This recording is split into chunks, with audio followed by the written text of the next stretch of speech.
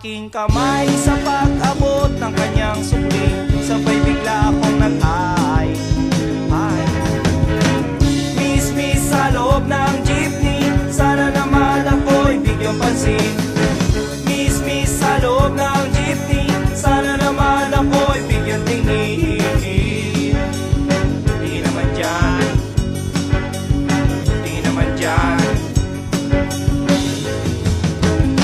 Isa lang po ang aking problema, kung paano ko siya makikilala. Pumarang jeep, sumakay si Lola, puno na pala. Kahit di ko gawain, ako'y napilitan, Lola dito ka na.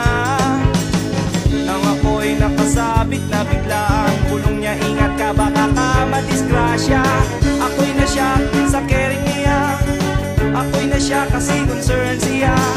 Pumalakpak ang aking tenga, plak plak plak ang sabi ng aking tenga. Miss sa loob ng jeepney, sana naman ako'y bigyang pansin. Miss sa loob ng jeepney, sana naman ako'y bigyang tingin. Di naman dyan, di naman dyan.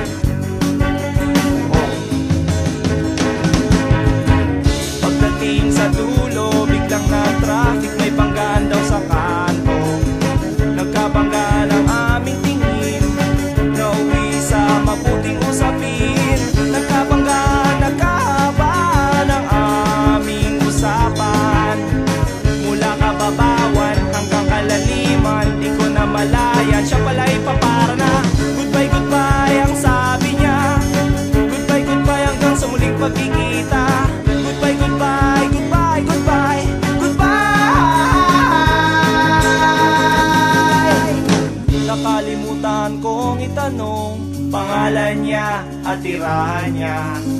Nakalimutan kong isulat phone number niya o beeper number niya. Nakalimutan kong sabihin ang pangalan ko at ang bayan ko. Nakalimutan ko, nakalimutan ko, nakalimutan ko pati bayan ko.